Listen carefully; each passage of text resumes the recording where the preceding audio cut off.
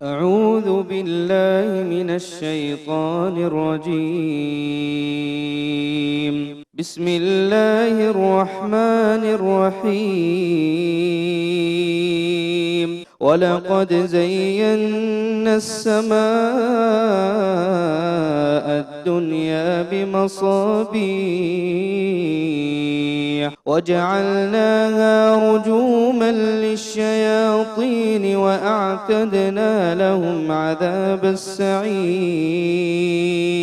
وللذين كفروا بربهم عذاب جهنم وبئس المصير. ڈاکٹر عبدالغنی صاحب الکوفی جو جامعہ سراج العلوم جھنڈا نگر کے سے وابستہ ہے، معروف اور مشہور شخصیت کے مالک ہیں، میں انہیں دعوت سخن دوں گا تشریف لائیں اور اپنے مخصوص انداز میں لائی میں سوز و آہنگ میں اپنے خطاب کا آغاز کریں اور مقررہ وقت کا بھی خیال کریں.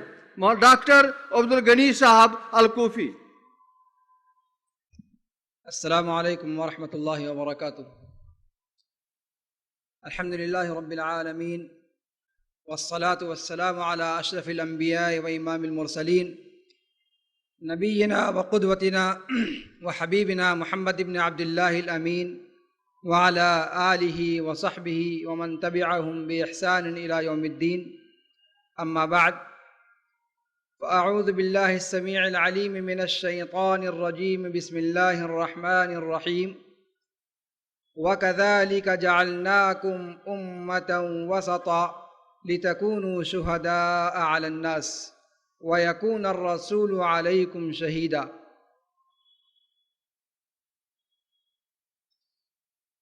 اسٹیج پر تشریف فرما صدر محترم، علماء کرام اور سامعین و سامعات، اللہ رب العالمین کا بے پایاں فضل و احسان ہے کہ اللہ تعالیٰ نے یہ حسین موقع ہمیں عنایت فرمایا اور یہ اسٹیج فراہم ہوا جہاں سے اسلام کی حقیقی تعلیمات اور اسلام کا جو حقیقی وصف ہے ہر چیز میں اعتدال. ان الدین عند اللہ الاسلام، اللہ رب العالمین کا قیامت تک کے لیے پسندیدہ دین اسلام ہے، اور اللہ رب العالمین نے اس مذہب اسلام کو دین فطرت کہا ہے، فطرت اللہ التی فطر الناس علیہا. اور اس آیت کریمہ کی تفسیر میں مفسرین کرام نے اس چیز کو بھی ذکر کیا ہے کہ اسلام عالم انسانیت کے لیے اعتدال کا پیغام لے کر کے آیا. اس کے اندر کسی بھی طور پر خواہ عقائد کے باب میں ہو، عبادات کے باب میں ہو، احکام کے باب میں ہو، سلوک کے باب میں ہو، کہیں پر انسان کو کسی ایسی چیز کا مکلف نہیں کیا گیا جو انسان کی فطرت سے ورے ہو، انسان کی فطرت سے بالاتر ہو، یا انسان کو مشقت میں ڈالنے والی ہو. بلکہ ہمارے یہاں رسول پاک صلی اللہ علیہ وسلم کا واضح ارشاد ملتا ہے کہ اللہ رب العالمین نے دین کو آسان بنایا، اور جس نے بھی دین کے اندر سختی تشدد کی راہ اختیار کرنے کی کوشش کی، اللہ رب العالمین اس کو مغلوب کر دے گا، اور اللہ رب العالمین اسے ناکام و نامراد کرے گا. اسی لیے اللہ کے رسول صلی اللہ علیہ وسلم نے فرمایا کہ سددوا وقاربوا، کہ معاملات کو اعتدال کے ساتھ لو، نہ تو اس کے اندر افراط ہو نہ ہی تفریط ہو. وسطیت اسلام کی ایک اہم صفت ہے. اور وسط کسے کہا جاتا ہے؟ آپ نے اس سے پہلے کے خطبہ سے سنا، اس چیز پر تفصیل کے ساتھ روشنی ڈالی جا چکی ہے. وسط کسی چیز کا درمیانی حصہ جو سب سے بہتر اور سب سے متوازن ہوتا ہے. اس لیے کہ ائمہ کرام نے لغت میں اس کی تشریح ذکر کرتے ہوئے ایک پہلو اور ذکر کیا ہے کہ وسط کو سب سے بہتر کیوں کہا جاتا ہے؟ زمخشری نے ایک جگہ اس کا کھل کر کے اس کو ذکر کیا ہے کہ وسط کو وسط اور اچھا اس لیے کہا جاتا ہے، معتدل اور خیار اس لیے کہا جاتا ہے کہ کسی بھی چیز کا شروع کا اور آخر کا حصہ، جب بھی کوئی چیز خراب ہونے والی ہوتی ہے، کسی چیز میں جراثیم لگنے والے ہوتے ہیں، تو اس کا شروع کا حصہ یا آخر کا حصہ پہلے متاثر ہوتا ہے، جو اس کا بیچ کا حصہ ہے وہ آخر تک صحیح رہتا ہے۔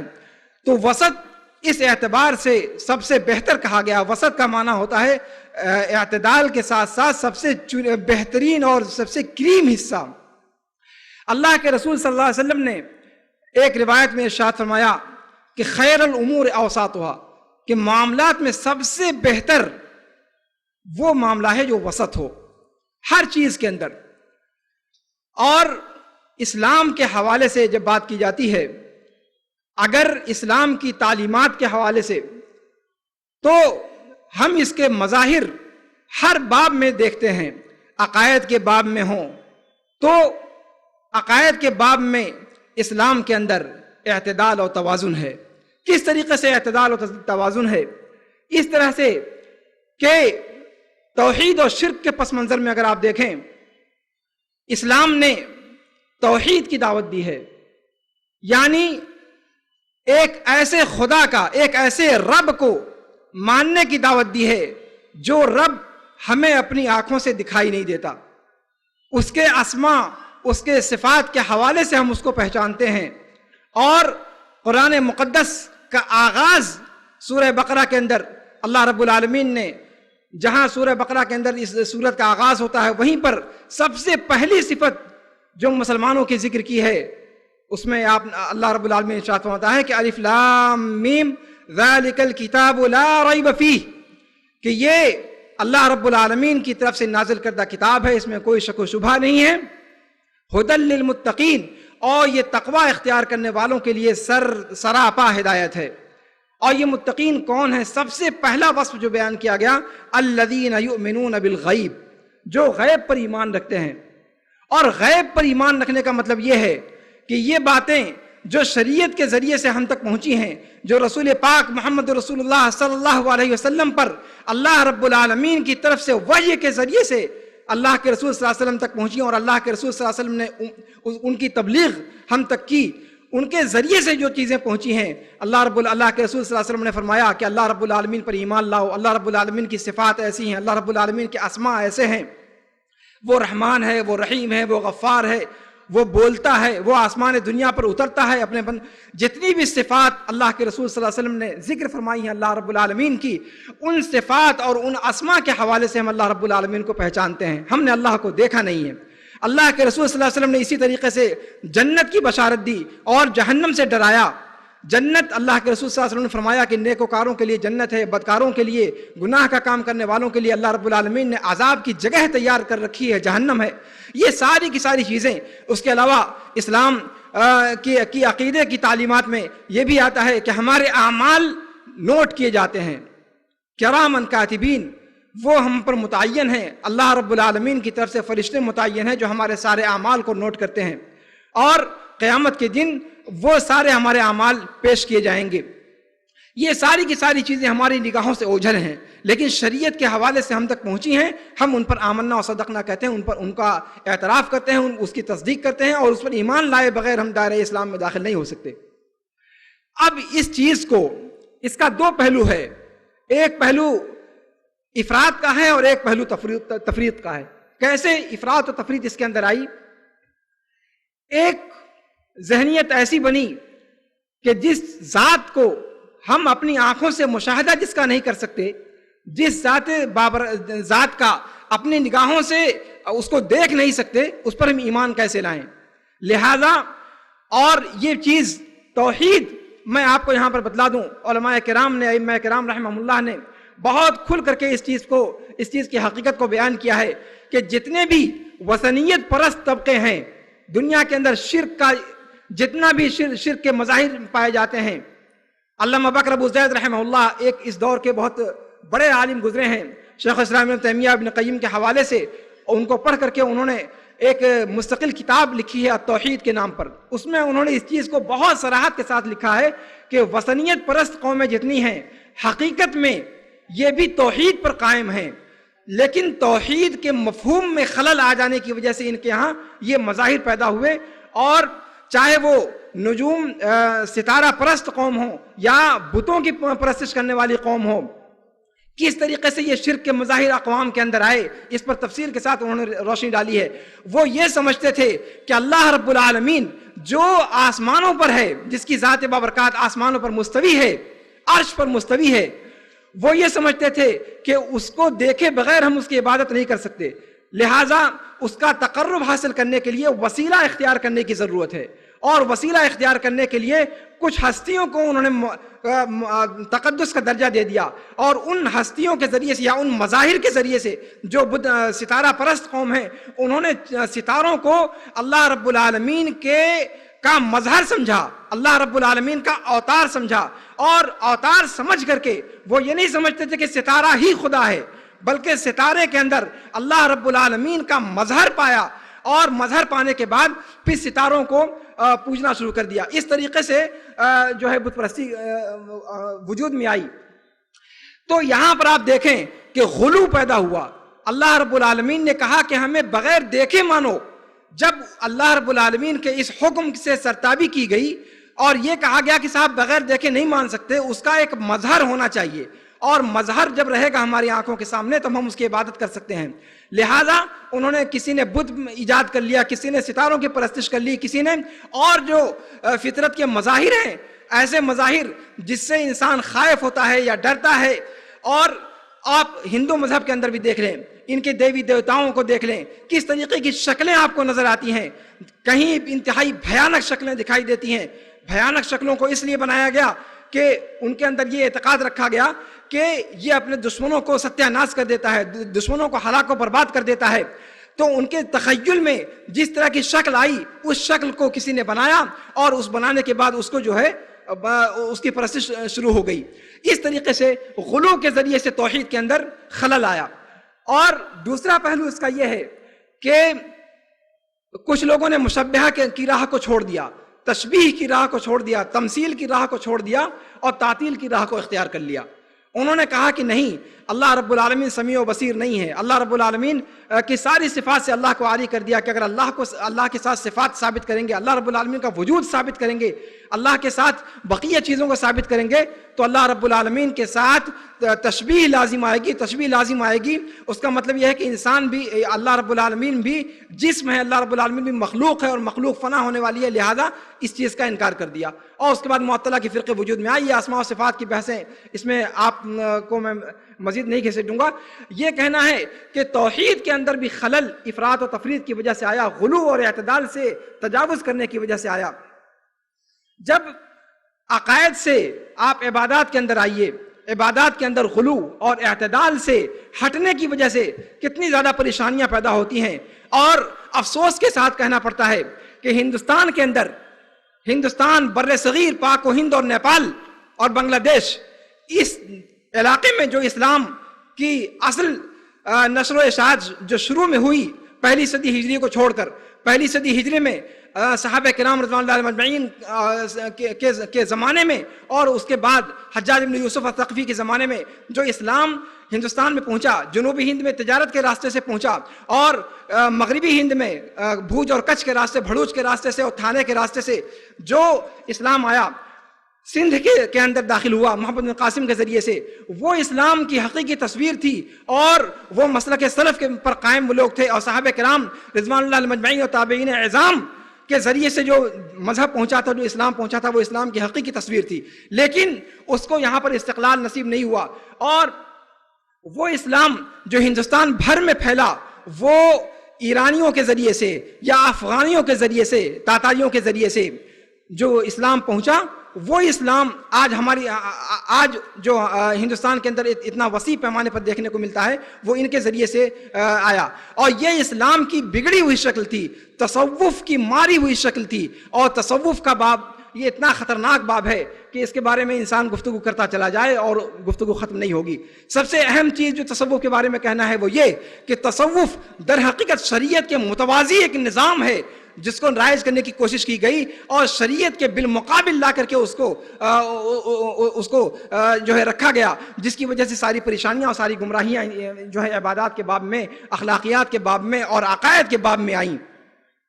تو اسلام کی بگڑی ہوئی تصویر جو ہندوستان میں پہنچی اور اس کے ذریعے سے جو اسلام کی نشر و اشاعت ہوئی، مغلیہ دور میں ہو یا اس کے اسلام کے کا جو کی حکمرانی کا دور ہندوستان کے اندر 800 سال تک رہا، یہ مختلف زمانوں میں چند زمانوں کو چھوڑ کر محمد بن تغلق اور فیروز شاہی جو حکومتیں رہیں، اس کے علاوہ چند ایک حکمرانوں کو چھوڑ کر کے اکثر و بیشتر صوفیہ کے ذریعے سے متاثر اور بلکہ روافظ کے ذریعے سے روافظ زدہ اشخاص کے ہاتھ میں باغ ڈور رہی، اور اس کا نتیجہ ہے کہ آج ہم مسلمانوں کے درمیان افسوس کے ساتھ کہنا پڑتا ہے کہ ہمارے عقائد اور ہمارے رسوم و رواج کے اندر شرک کی آمیزش بہت زیادہ ہے۔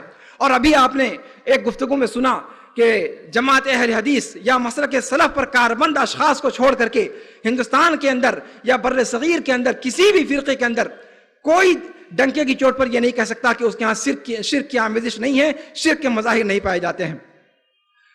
قبروں کے بارے میں غلو، شخصیات کے بارے میں غلو، تقلید پرستی کا جو مزاج پیدا ہوا وہ خود غلو پر قائم ہے۔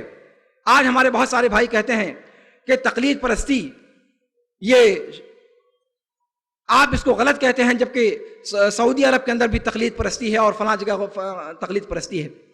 تقلید پرستی یہ بھی اعتدال سے غلو کی طرف قدم بڑھانا ہے۔ اور ہندوستان کے اندر میں اپنی گفتگو اس تفصیل میں جائے بغیر اصل گفتگو پر آتا ہوں۔ عبادات کے باب میں غلو اور عقائد کے باب میں غلو کیسے پیدا ہوا؟ ہندوستان کے اندر اس کے مظاہر آپ دیکھتے ہیں، مزارات پر، قبوں پر، جبوں پر، اور اس طریقے سے پیروں اور پیری اور مریدی کا چکر، یہ سارا کا سارا جو چکر ہے یہ تصوف کے مرہون منت ہے، تصوف کے راستے سے مسلمانوں کے اندر آیا، اور یہ سارا کا سارا غلو ہے اور اعتدال سے تجاوز ہے، اور کتاب و سنت کی جو شفاف تعلیمات ہیں ان شفاف تعلیمات میں سیندھ لگا کر کے یہ سارے راستے اختیار کیے گئے ہیں۔ اور اسلام کی جو حق تعلیم ہے وہ اس سے اپنی برات کا اظہار کرتی ہے۔ اسی طریقے سے اخلاقیات کے باب میں یہاں بھی اسلام نے اعتدال کا دامن تھاما ہے۔ آپ نے اخلاقیات کے باب میں چند مظاہر آپ نے سنے، اجتماعیات کے باب میں کچھ ایک آدھ مثال میں آپ کو دینے کی کوشش کروں گا، چونکہ ارہاب اور دہشت گردی وغیرہ کے حوالے سے بھی گفتگو آپ کے سامنے آ چکی ہے اعتدال غلو کے پس منظر میں۔